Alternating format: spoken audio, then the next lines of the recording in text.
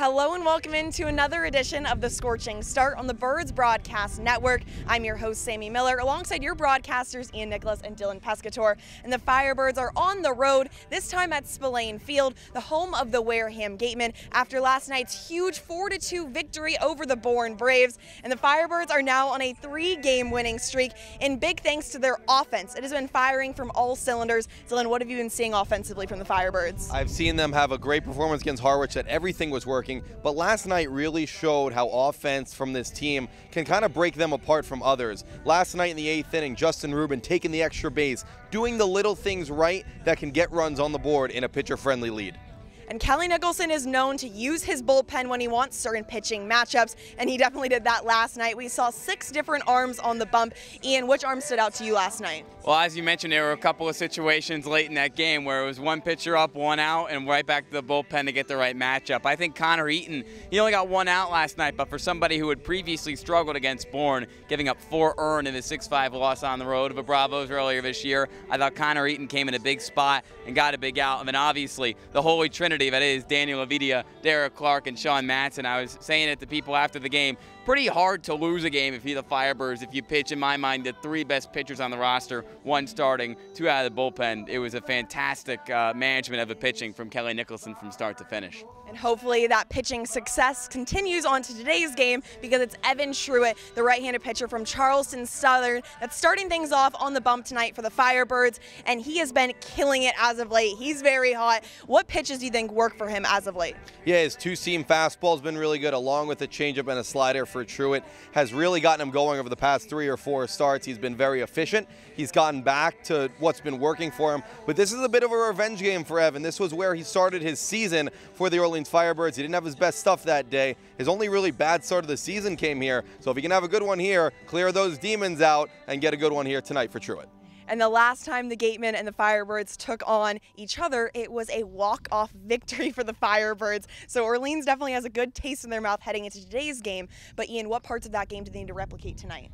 I would just say resiliency. You know, Orleans took the early 4-0 lead in that game, but then squandered it. There was a couple of wonky plays from Eldridge Park, and the Birds fell behind 6-5, but they came up with big situational hitting in the late stages of that game to win the game. You tied it in the 8th inning with the sac fly from Joe Oyama, and then Johnny Olmstead no longer with the team because he's on to bigger and better things in Major League Baseball with a game-winning hit in the bottom of the 9th inning. So not one thing in particular, because it was a bit of a sloppy game where there were hits galore, kind of a fluky game all around, but Orleans had the lead, squandered it, came back and won the game. You want that resiliency here tonight.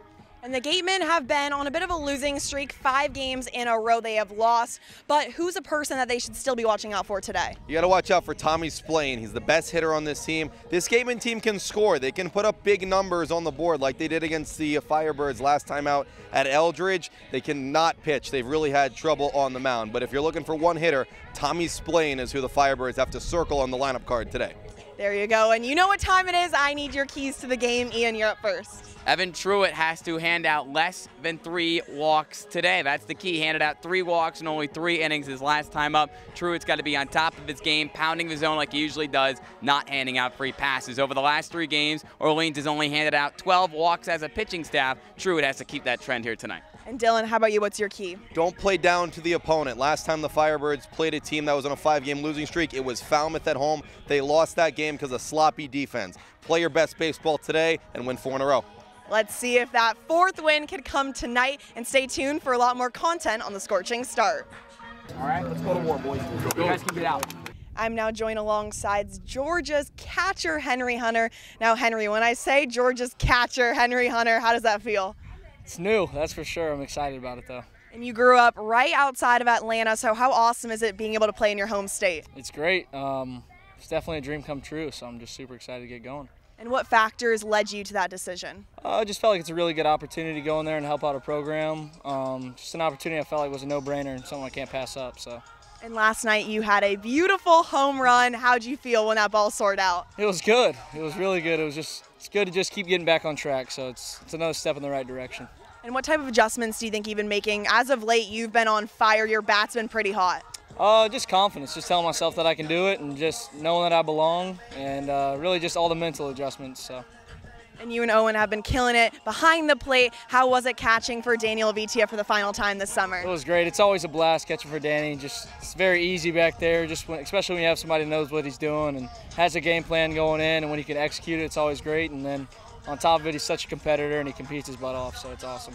And you're super vocal in the dugout or the diamond. Have you always been like that type of vocal player? Yeah, that's just kind of who I am. That's just how I've always been. So, especially just have a football background too, and just it was even more prevalent in football. So it's always great to bring it out here and get the energy going, and just who I am.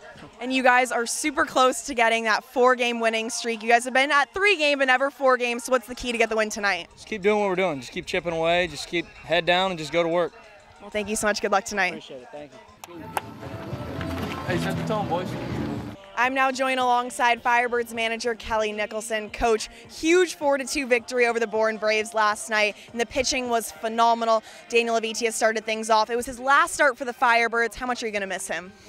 We're going to miss Danny a lot. You know, every time he toes the rubber, he's going to give you 4 or 5 good innings. It's going to be competitive. I think his ERA was like 1.57, I think. It might be good enough to get him on the All-Star team if he was going to be here. I don't know how we're going to handle that tomorrow at the meeting. But he's good, man. I remember watching him on TV his freshman year. And during the game, I actually texted Greg Wallace at Grand Canyon. I'm like, who is this? And is he placed? And can we have him? So, you know, his brother played here in 2015, David. So we're going to miss Danny. Like I said, he's got to get home and take care of some things. But anytime, you know, you lose a guy that's going to give you 4 or 5 outings every start, you're going to miss him. But it's kind of next man up, and we have good guys to fill in. And speaking of next man up, we saw Matthew Watson. He made his first debut last night, and today we'll see Brandon Stallman at third base. So what should we be expecting from those 2 new players? Well, I thought Matt Watson threw the ball really well last night. Even though he wasn't out there very long, he did his job. He came in and got a couple of right-handers out. Hey, he's big. He's 6'5" and 220 pounds and physical, and it's good velocity and it's good command and it's nice, clean delivery. So I was super proud of him making that first outing, making his first appearance last night. And then with Stallman, hey, he comes from a really good program at UNC Charlotte. So I haven't seen him play, so I'm excited to watch him play today.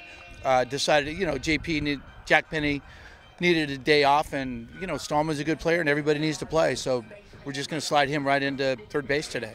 And one player who's been absolutely phenomenal for you guys is Justin Rubin. In 7 games, he's had 5 runs and 11 hits. How important is he to this team? Yeah, really important.